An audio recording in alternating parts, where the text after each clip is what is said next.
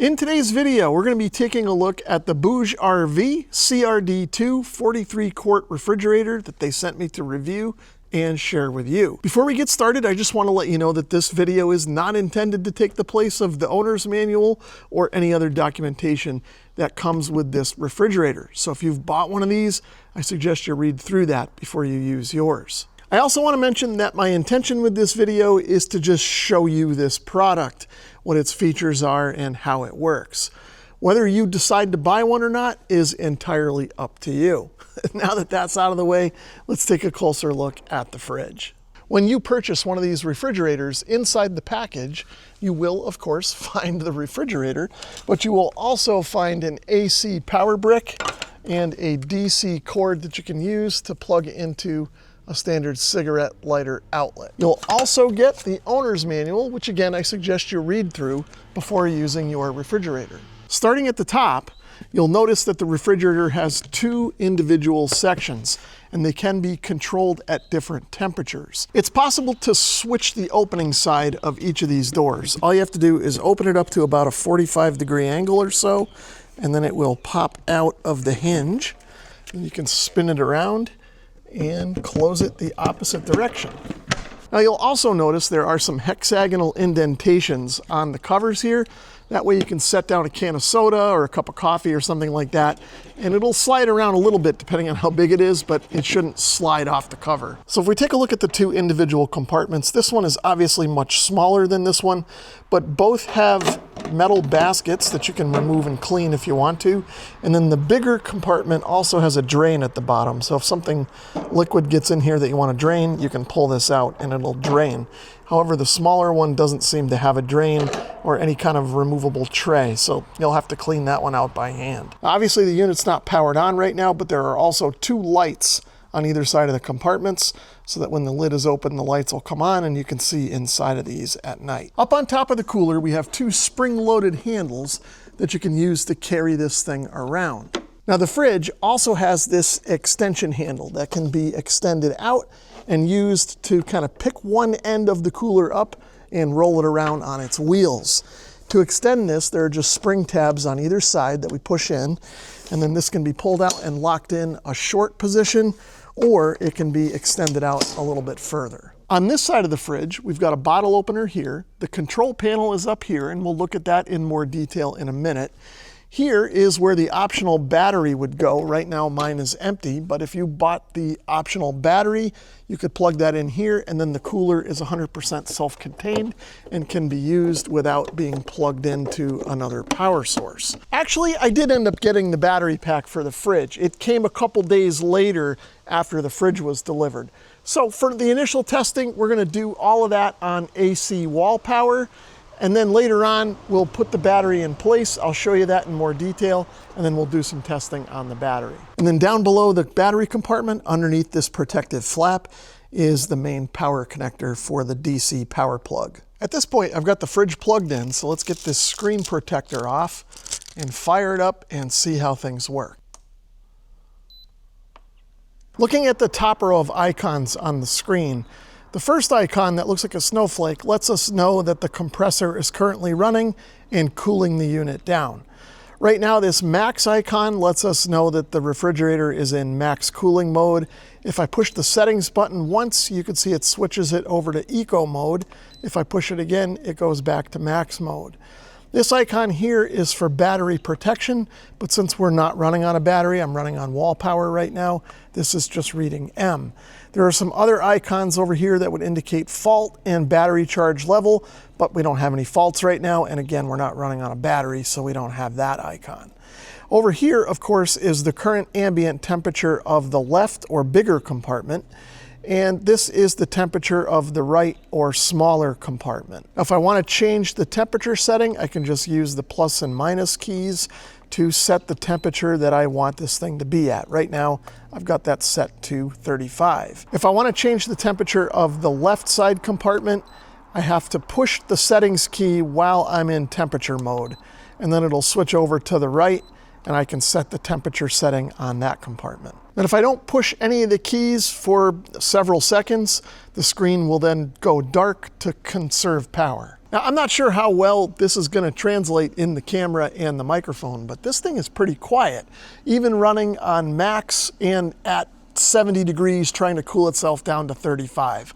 I'm less than a foot away from it right now, and you should be able to tell it's pretty quiet. Just to get a little more scientific, I downloaded a decibel meter app for my phone. I've obviously got it set here on the table right next to the compressor. And if I stop talking here and let you look at the decibel meter, you'll see that it's right around 64, 65 decibels, something like that. Here's a closer look. So at this point, I've decided to put some stuff in the compartments. Over here, you can see I've got a few sodas and I have a digital thermometer. On this side, I've got some gallon jugs of water and some sodas. Unfortunately, I've only got one thermometer, so we're gonna have to check these one at a time. I do, however, have a thermal imaging camera, so we should be able to shine it at the items inside and see if they've actually gotten down to temperature after we give this thing a chance to run for a while. So I've had the fridge running for about 24 hours now. I left it running overnight here in the garage. Now, periodically, I've been checking my digital thermometer that I had in the fridge, and I'm swapping it from compartment to compartment.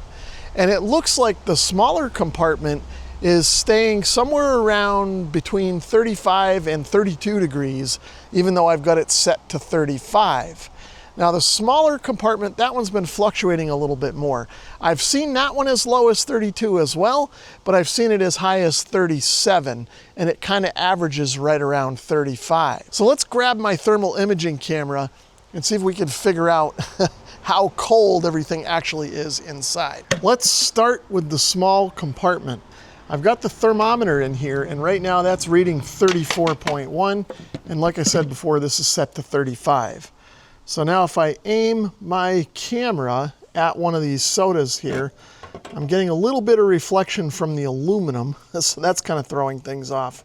But if I get it kind of on the shadowed side where it's not reflecting, I'm getting around 32 or maybe 33 degrees. So now let's check the other compartment. So if I use the thermal imaging camera on the two jugs of water, it looks like those are coming in around 32 degrees. Now, you'd think that there would be some ice in there if that was the case, and there's really not. So I don't know if this thermal imaging camera is exactly accurate, but these things are definitely cold and probably close to 32 degrees, if not actually 32.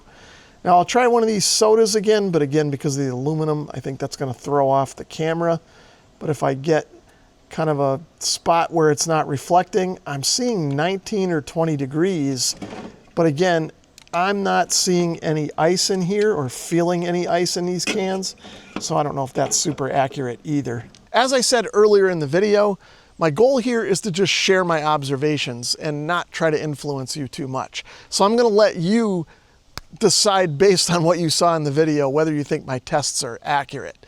But having said that, my opinion is that my thermal imaging camera is reading a little low, and that the objects in here are probably closer to the 35 degree mark, which is where this thing is set, and where my arguably inaccurate digital thermometer is kind of giving me an average temperature of. Now let's take a look at the 240 watt hour optional battery pack that BougeRV offers for this refrigerator.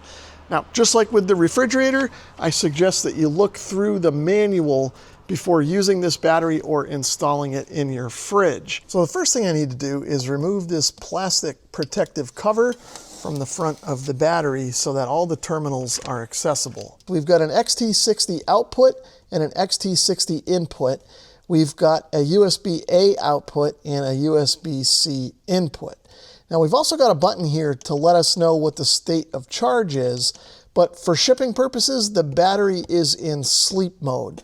So we need to actually install this into the fridge to wake it up. Now there's actually two ways to wake up the battery. The first would be to insert a USB charger into the USB-C port, and then the battery would automatically wake up. The other option is to plug it into the fridge. But before we do that, we need to remove the power from the fridge. If you plug this in with the fridge powered up, it won't wake up. You've got to put the battery in and then repower the fridge, and then it should wake up. So to install the battery, I'm going to open up the cover, and I'm going to remove this yellow protective cover over the electrical pins. I'll grab the battery and just pop it into place. Then we'll put the handle down and close the cover. Now I'm going to grab the AC wall adapter and plug that back in. Now if I open the cover back up, you should be able to see the LED charging indicator cycling up to let us know the battery is being charged. So I've gone ahead and I've turned the fridge back on to make sure everything stays cold inside while the battery is charging. I expect that's going to take several hours, so I'm just going to let it kind of do its thing, and then we'll come back and do some testing with the battery once it's fully charged. So at this point, I want to test sort of the longevity of the battery. Now this isn't going to be a scientific test, it's going to be approximate. Now I've kept all the same stuff in the fridge, but I have moved inside the garage so the fridge is not in the direct sun. Right now it's about 8 a.m. So I'm going to pop the cover off. We'll take a quick look at the battery status. You can see it's fully charged. So I'm going to close this up just for a second to get it out of the way. I'm going to pull the power, and let's let this run on the battery and see how long it lasts. The refrigerator ran for roughly 13 hours on that charge. Now, yesterday was a 90-degree day, but the fridge sat here in my uninsulated garage, not in the sun, but in the shade. So take that for what it's worth. Also keep in mind that everything in here was pre-chilled, and the fridge had been running for a couple of days and was fully stabilized at temperature before I let it run on the battery. So in other words, if you're going to run the fridge on the battery, it's probably a good idea to do what I did and let it run for a day or two to get fully stabilized and down to temperature before you put it on the battery. If you try and run this thing from start on the battery, it's going to last a lot less time, I'm sure. Another thing to keep in mind is that I was running this on max mode the whole time. If I had switched it over to eco mode, I probably could have extended that battery runtime a little bit more at probably the expense of temperature stability. After the battery died last night around 9 p.m., I left this here overnight in the garage where temperatures were around 80 degrees or so all night long. It's now 8 a.m. again the next day, and I'm curious what the temperature is. Now, I only have that one digital thermometer, so I left it in the bigger compartment, and when I started the test yesterday at 8 a.m., it measured 32 degrees. I checked it a few times throughout the day, and it was pretty stable between 32 and 34. But now that this has been off since 9 o'clock last night, let's see what the temperature is now. Okay, and if we take a look at the thermometer, it is now reading 50.7. So it did warm up a bit from the kind of 32 that it was at originally, but seemed to be holding the cold okay. And again, it's probably around 82, 83 degrees right now with the sun rising in the east. So if you've been considering a portable fridge, you may want to check out this 43-quart model from BougeRV. If you need a bigger model, they also offer a 52-quart and a 61-quart size. So again, if you need something bigger, you may want to look at one of those as well. Anyway, I hope you enjoyed spending a few minutes checking out this refrigerator with me. Thanks for watching.